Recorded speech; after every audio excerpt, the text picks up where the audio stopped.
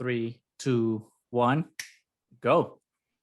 Welcome back, everybody, to the Triad of the Forest podcast, a podcast from three Puerto Rican friends coming together to do deep dives into Star Wars and other nerd-related media. This is our Bad Batch Monday, and we would first like to apologize. I know we didn't release an episode last week. It was my brother's wedding, so sorry. So congrats. We were all warned, though. No apologies. You were warned. So que vivan los novios, my brother and my new sister-in-law, congrats. And then let's just jump into it, because since we missed last week, we're going to do both episode 7, Battle Scars, and episode 8, Reunion, which is like its own little arc too. It's the Braca arc. So now it works that we're doing them together. So, and in my humble opinion, 2 of the strongest episodes in the season so far. So I think let's just straight jump into Battle Scars. What did you guys think?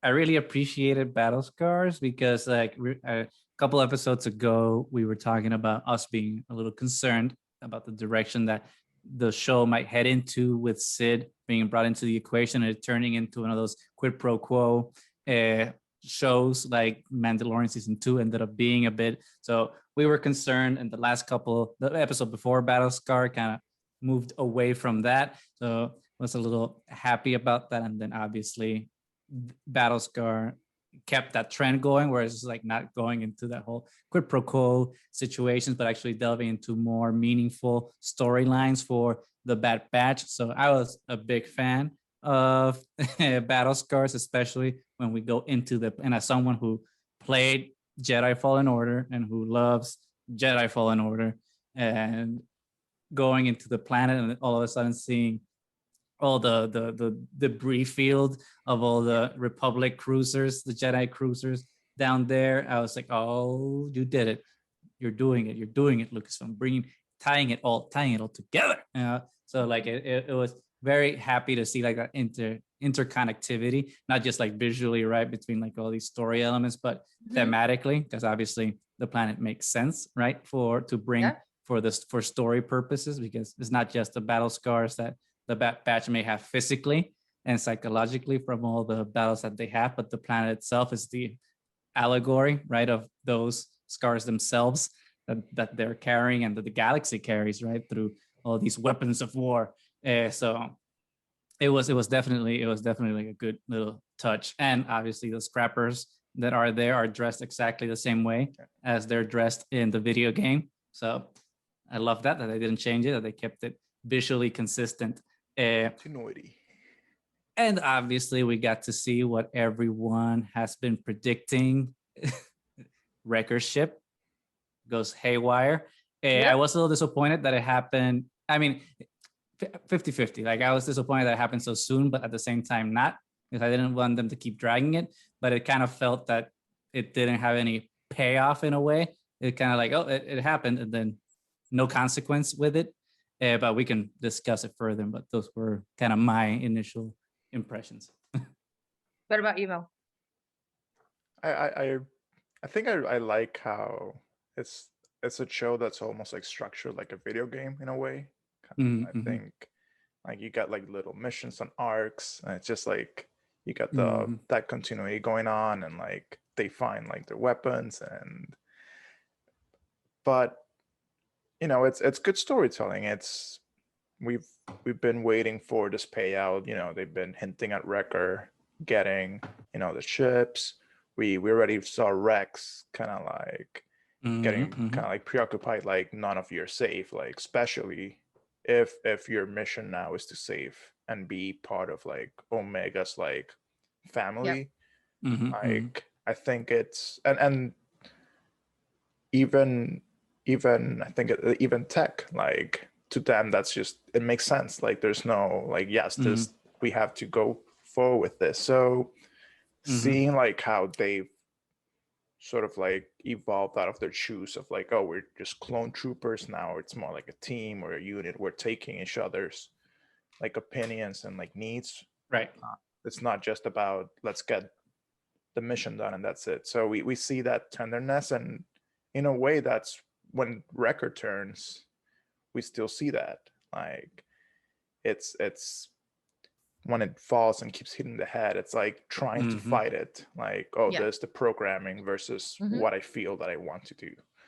So I think we finally see that payoff, and looking at everything that, like, it felt like, oh, I could be jumping through there with in the video game, like Right, searching right. for Yeah. like, No, Yeah, but yeah. it's just that it felt exactly like Fallen Order in Yeah. that sense. It was like Fallen Order and Shadows of the Empire, like that scene when you're in Shisor's palace with the Dianoga underwater. You have to like fight it, and then all of a sudden when Wrecker's falling, and the Dianoga's trying to get it. I'm like, oh, crap. It's like putting all those video game energy in. So I was like all for it. What about you, Nani? What were your I thoughts? mean, there was both those episodes, like they have just taken the animation itself like to another level. I mean, it Yes. was visually stunning. I mean, both episodes, and then you have that counter of like episode 7 being mostly during the daytime, and then episode 8 being mostly nighttime. And so during the daytime, you get this, Mhm. junkyard, graveyard of the starships. And then at night, when you're in the starship, it feels like very alien, very like horror film kind of to it. And then the Right, score right. just pairs kind of perfectly with what's going on. So I think it was visually just stunning, and it had great pace throughout and very Mhm. engaging. And I think I do appreciate that they already did the Wrecker chip Mhm. happening, because every time in the other episodes that he hit his head and he's like complaining about it, it's like my heart is breaking. So I needed it to Right. happen so Yeah. we can move on, because it was breaking my poor little heart. But Yeah. on that note, I think one of the things that the show is doing very well is like these cameo characters that they're bringing in Right. are coming in with a true purpose. Like we knew Rex was going to show up, because we did. He was in the But- trailer. Yeah. Yeah. So, but I think it was a great moment to bring him in, because I think if you don't bring Rex in at this moment, they would have kept dragging their feet on the whole chip thing, because they thought they had it under control. And then Wrecker would have, awoken for Order 66 without anybody to be able to do anything about it. Because Right. Rex is the one that shows them how it can be removed. I mean, they were getting there, but Rex is the one that like finally pushes. It's like as soon as Rex realizes that they still have all their chips, he was ready to shoot them down right there. It's like, you're a Mhm, mhm. danger to yourselves and to everybody around you. So, I mean, Rex was on point. So I think overall it was a really, really good episode, and I just really, really enjoyed it. So, I mean, want to deep dive into it now? Yeah, I mean, but I want to kind of piggyback on what you were saying about Rex, and kind of agree with what you were saying, right? About how they're bringing in these characters, and it just feels organic and natural to the story, as opposed to like in Mandalorian, where sometimes it kind of felt like it's like forced into it. Yeah. And we've obviously talked about it before, so you want to hear our thoughts about that, go back into our library while you're here. All of our detailed thoughts on our the Mandalorian cameos. But one thing I did love about Rex was that with just like with Cut, like they both serve as like this counterpoint to analyze where Hunter and the gang are in terms of like their journeys through the show, where Cut is like the deserter, right? And made his life outside of the Empire on his own terms. And Hunter and everyone else is also figuring out their place outside of the Empire now that they're deserting. Cut deserted the Republic. Sorry. Rex is kind of like the same thing, but in a different way. Because even though he's fighting against the Empire and he's technically a deserter, he's not deserting to live his life as a civilian. He's fighting for the cause he believes in. So like Cut and Rex are working that's in that same way of like, how do you walk away from the life you've known? So I thought it's been clever so far in that way. But beyond that, I also appreciate how they introduced Rex, because I didn't pick it up the first time, because sometimes the first time just watching the episode to see what happens. I was rewatching it today, and something that kind of struck me when I was watching it is that the way he was introduced was almost exactly, at least in my mind, like how Aragorn was introduced in the Fellowship of the Ring. All cowed and silent and in the corner. And everyone's in the bar, and Frodo's like, "Well, who's that?" And it was framed the exact same way. And then something happens, and he steps into action to do everything, and then he kind of, in a way, serves that exact same purpose, right? That Aragorn did in Fellowship of the Ring at that point, which is like to warn them of this incoming evil. And in a way, like that evil that he's warning them about, where in Lord of the Rings was like the Nazgul, here it's the evil within themselves in the form of the inhibitor ship. So I thought that was kind of like an interesting parallel. I don't know if it was on purpose.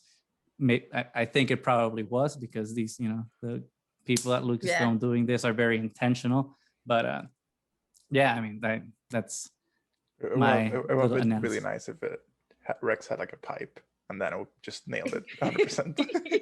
The only problem is that Disney, no smoking on Disney. Gotta keep it family friendly. Yeah. Well, I actually didn't pick up on that comparison, but now I can't unsee it, and I love it.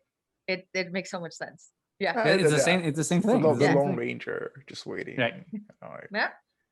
So good. It's like Western vibes, right? I mean, everyone anybody who knows Star Wars knows about Star Wars. It's a space Western. So this is not, blowing anyone's mind, obviously, but I like how this episode, and then obviously the next one, which we'll get into detail we'll get a little into further. That. But it's kind of like taking like that Western like into overdrive, and like we're here, it was kind of subtext Westerny vibe with Rex's introduction, and and what did I say? Rex. Oh, okay. Rex's we haven't introduction, gone there yet. and Rex's introduction, and like he's gonna stand off with the Bad Batch reunion, just like turns the dial to like 700. Yep. Yeah, but we'll get to that. Oh, we'll get to that. I do love what you were saying, Goose, how the Bad Batch is trying to find themselves and where they belong, because at first it was like they felt kind of like deserters at the beginning, and then they're like trying to be mercenaries, and now they're kind of smugglers, and they don't really know where they are, and they don't necessarily all agree with the path that they're trying to find, because in this episode you have Rex and Hunter at the end of the episode discussing about what's going to happen, what are we doing, and Rex saying like I'm still a soldier, so I've been fighting for the Republic my entire life, why would I give up now? And then Hunter like, but the Republic is gone. Right. And Rex like, well, there's remnants of us that are still out there, and Hunter saying that that's not our path, like our priorities have changed, because they are forming like this family with Omega, and then they can't be like pure soldiers anymore. But not everybody agrees, because then we see in episode 8, we'll get into it in detail, but Echo doesn't agree. Echo thinks they should have gone with Rex, right? Because they are starting to notice this whole relationship with Sid, that as long as we get paid for things, we keep doing it, but we don't know what we're delivering or for what purpose. So I mean, they're starting to see that maybe working for Sid is not the best decision.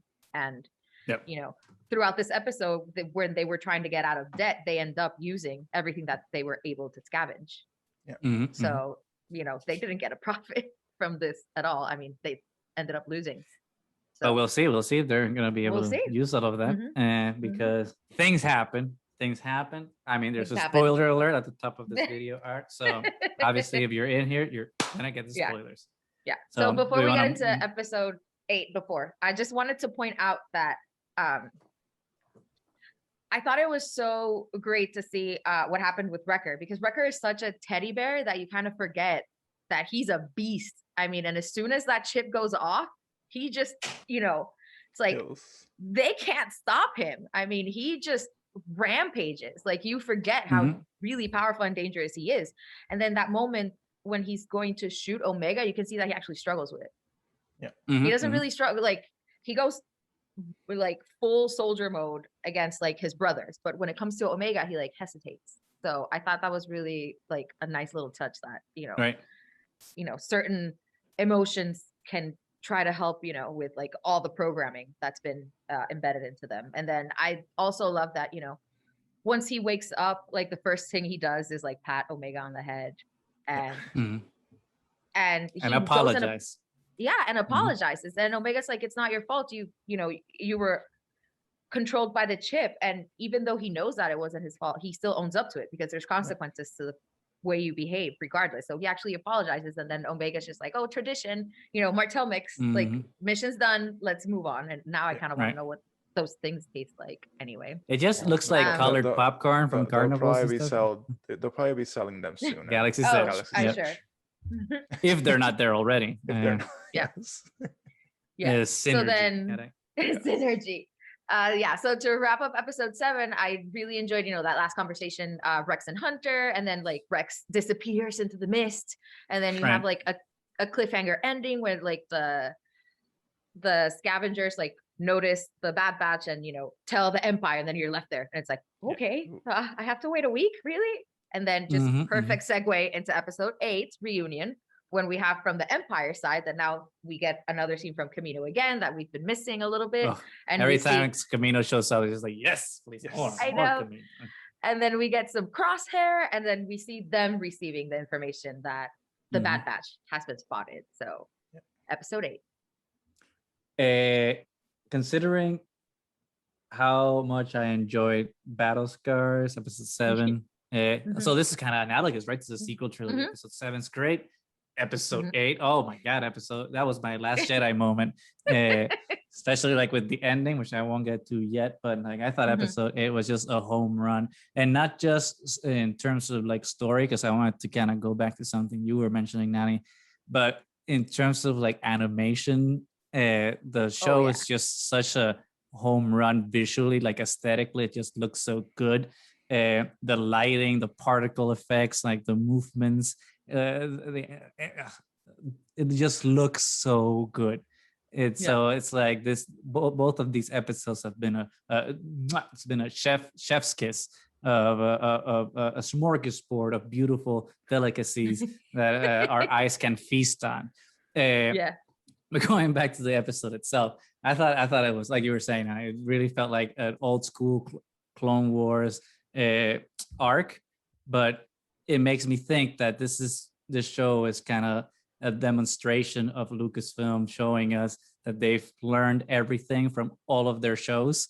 So it's like really applying all the lessons from Clone Wars, Rebels, and Resistance like into this one show, and it makes the show feel that much better, because obviously it has the strength of the action, right, of Clone Wars, but then it has the depth and heart of Rebels, and then the right pacing of Resistance. So like it just works so well, and like these 2 episodes kind of prove it, because even though it is a mini arc, it still works as the collective, right? In the series, in the same way that Rebels technically doesn't have arcs either. It's just one cohesive narrative. So like I really appreciate that, because it makes the show easier to watch. But episode 8, man, it was so good, especially seeing finally Crosshair come back. So we get that reunion and seeing how ruthless he has become. I mean, we knew that already because of Tarkin, dialing up the chip. But seeing like the depths he'll go to prove that he can get the mission done by turning on that ion engine, which like I know it was horrifying type of thing for them to be incinerated alive, but it just looked so good. And it's like the animation of like how the engine's just starting. It looked beautiful. It was magnificent. So I mean, even before the engine turns on, like when you walk into the chamber the first time and you see the scale of how big it is, it's amazing. And it's gonna happen. Like when the moment they enter, you're like, okay, yes, they're gonna turn that engine on, and it's gonna look amazing. Like it's like we're escaping through the engine, bad things are gonna happen. It is. and it was good, but Karma's a bitch, and then Crosshair gets bitten in the ass with the strategy that he was using.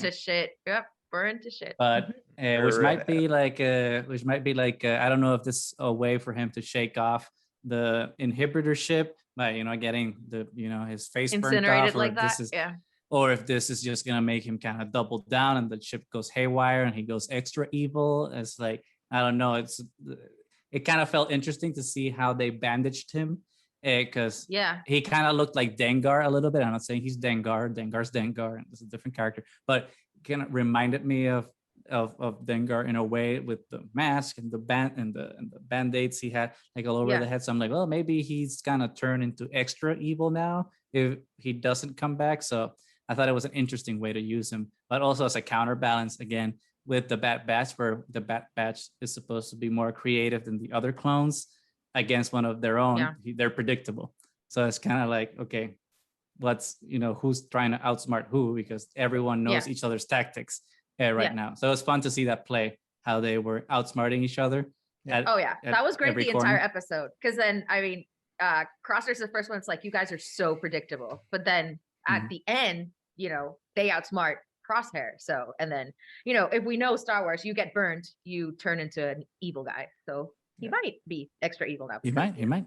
Exactly. Be extra evil. knows? So it might just be, yeah. I thought it was like mirroring, kind of like the Anakin burning. The Anakin scene. burning.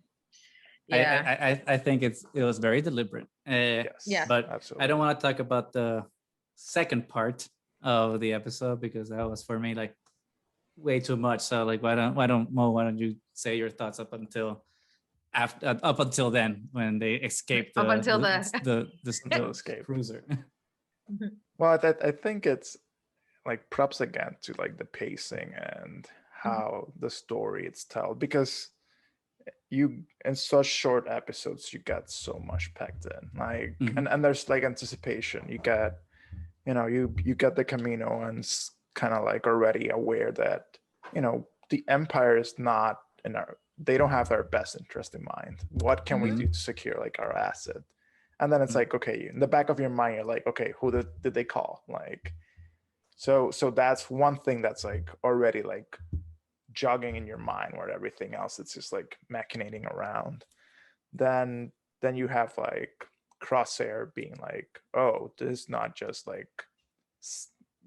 we can just send over like a scout team. We have to like go hard on this. Yes. I gotta go hard. Yeah, this is Clone Troop 99. We need to like and they did. They sent probably like there were like at least like a battalion there. Like but I mean, I think it's super short-sighted of like, it was, what was his name, Admiral Rampart, that he's like, no, I don't care if they're assets, like I want them terminated, Destroyed. I mean, you idiot. I mean, seriously.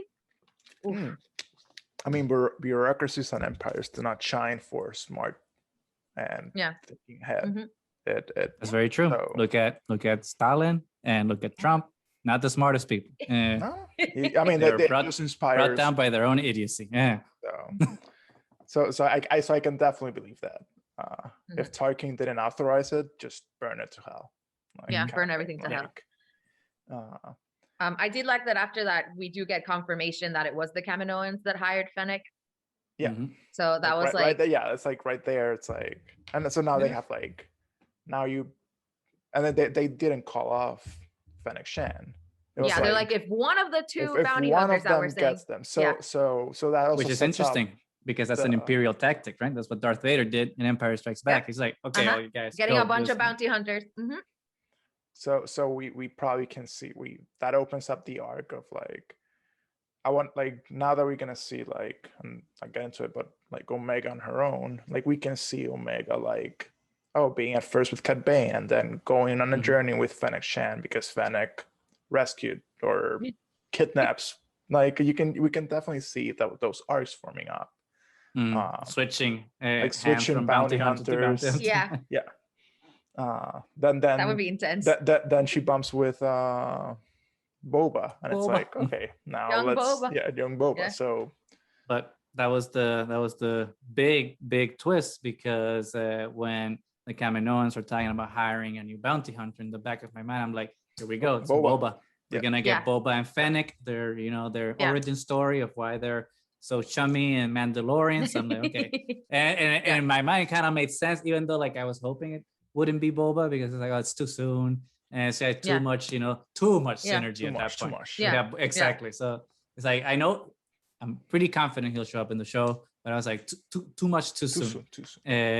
But all of a sudden, when they walk there, and all of a sudden the Western music starts up. Oh yeah, as soon as that twang shows up, it's like, oh. And they start like filming up. Like they don't show you. Like it's just like. And then you can see like all the troopers like destroyed, and it's like, this wasn't the scrappers. Like, the man, the myth, the legend. The best bounty hunter. Like, I don't care how much Boba Fett redeemed himself in The Mandalorian. To me, Cad Bane will always be the top dog. I really wanted to see Cad Bane again. I didn't think they were going to pull the trigger on that. I had no idea that he was going to show up. I was like, as soon as that Western twang, Hosbanda was like, oh, I know who that is. And then he's just like standing there, like, oh my God, with so much attitude. It was so swagger. It was like endless swagger. It's just like, hey man, I've killed Jedi. I've killed anything. I can take care of you. He wasn't even worried. He wasn't concerned. He wasn't. Once you take out a crow, the rest are easy. Yeah, and then Hunter, who is, in his own right, a badass, because Hunter is a badass. Hunter's just like, you haven't met us. Like, we're different. He's like, I doubt it. Please. Nah. Oof. And then you have that awesome like showdown, like guns at sundown, like Just the Right, tension, the the tension. sound, like the lighting, like they show them from Yep, far apart. yep. You can see like rays coming down. Each And one, yeah, exactly. Each one's got It- like a little a different spotlight on them. Like yeah. Cat Bane's was even blue and everything. Yeah. But like It was Hunter's was pure white. masterfully crafted. Yes. I was like, oh yeah, it was beautifully framed. And then Yeah. obviously Cat Bane wins. But as soon as Hunter Yeah. goes down, Hosbando, it's like it came out of his soul. If Hunter's dead, I'm done. I'm done. He was just like so upset. yeah, I was like, what, they killed? I was like, he took it straight to the heart. I was like, they did it. They killed pulled him. the trigger finally. Literally, I was like, they metaphorically, and oh my god, I was watching it alone. I was like, oh, I did have like a like a reaction, like, oh my god, they actually did this. Thankfully, it wasn't the case. Apparently, Clone Force 99 Clone Force Light 99 armor has plot armor, but also main character It armor. has like So- Beskar or something. Yeah, where it's gonna Has kill, Beskar anyone. Exactly. Yeah. It's Beskar adjacent armor, where it would kill like a normal clone. Apparently, like main characters shot to the heart to the same type of armor doesn't do anything, but it's fine because we appreciate Hunter here. Maybe but they'll show that here Hunter already had like a medallion with like Omega's like Right. picture or something. Exactly, her picture inside like a Jedi Bible or something. Yeah. Yeah. It's like I'm glad. I Oh had my this god. here. But then talking about video games, like when Hunter actually wakes up and you have that like first Yeah. player point of view whole scene, that was so good. Which, like- fun fact, I did not know this until obviously watching some of our colleagues' other channels, but apparently you're right, Nani, that is a direct callback to Republic Commandos, because that is the actual like visor and sound that Okay. shows up in the video game. So you were absolutely right. Super cool. Yeah. As soon as I saw it, I was like, wow, More that is Disney really fantastic. synergy. Tie it together. It was so good. But everything about Cat Bane was good. Even like when right before he knocks down Omega, he's just like, sorry, little lady. It's just Yeah. there's so Yeah. much So- swag. so much- so much swagger. It's so good. It's like, Um, just confidence, Just And knows- obviously knows- Seth Green also came back to voice Toto. So it was oh, also that nice was to great. see. Yeah. I love like how Hunter miserably failed that shot. Yeah. Oh yeah. That was like yeah. not even close. And he like- was so confident, and it wasn't Yeah. even a competition. Yeah. Yeah. So it's like it's a huge. He could have at least eye-opener. hit him in the shoulder or something. So it's like No, miss, straight to the but heart. it's like Bah. Hunter, you made everyone look bad. You made yourself look bad. You made the Hunter, squad look Hunter, bad. you should probably not use that name anymore. That Right. like, Failure, just massive failure, and then He obviously went Omega full gets- stormtrooper on that yeah, one. yeah. It's like, shut the leg of the robot. Like what? Yeah, it's like you might as well have been shooting for the ship, and you would have hit Cat Bane then. No, Wow. I thought I was like waiting for like somehow the bullet was gonna ricochet and like because like Yeah, why that would they you would- aim like so? Poor Toto, poor Seth Green. He didn't do anything. Poor Toto. Well, then obviously, now we have Omega got taken, which gave me super like Grogu PTSD vibes. I thought about that, Yeah. but I also thought about like, okay, this is Liam Neeson now. The Liam daughter's Neeson. taken. Oh, So we're yeah, gonna taken. go Liam Neeson style and like go hunting.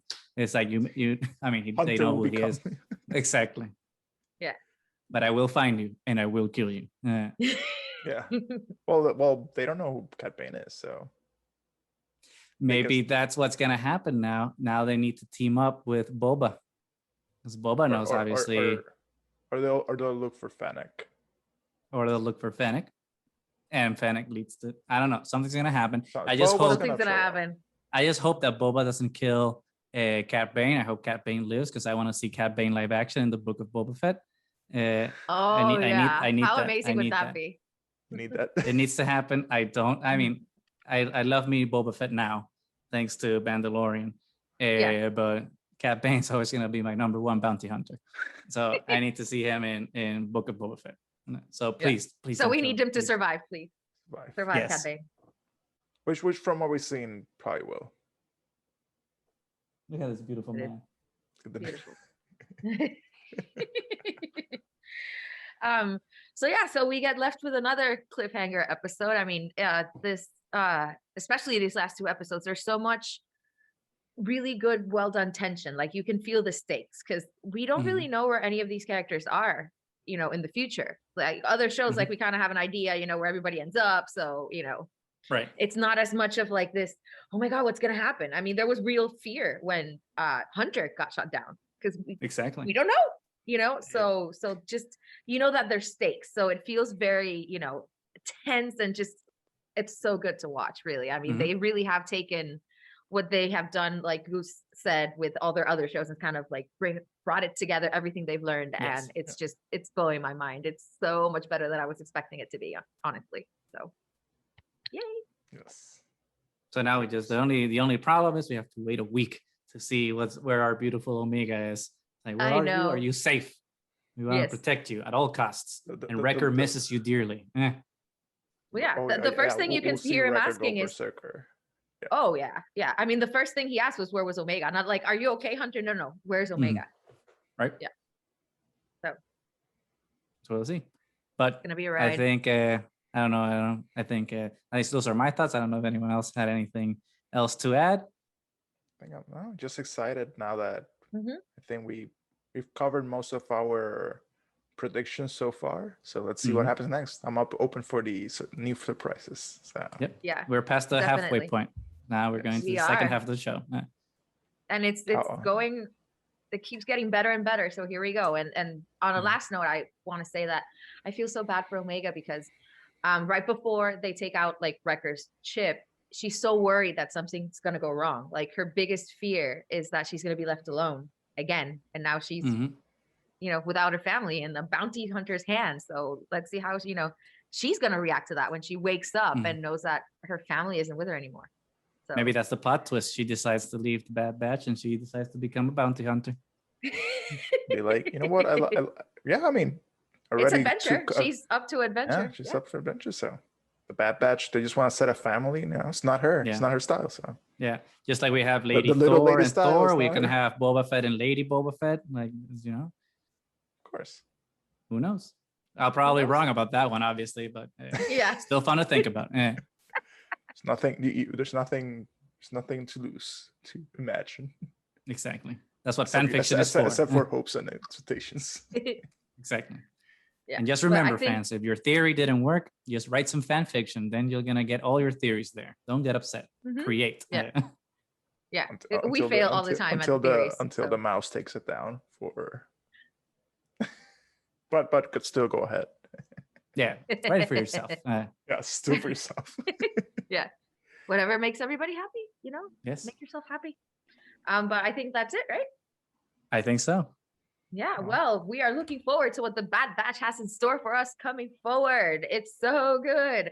We are Triad of the Force. You can find us wherever podcasts can be found. You can find us on YouTube. Look at the links. We have some cool merch. And like, subscribe, ring that bell, leave a comment, and let us know what you think about our little podcast here. We love all of you. Thanks for joining us, and may the Force be with you. Be with you. Peace.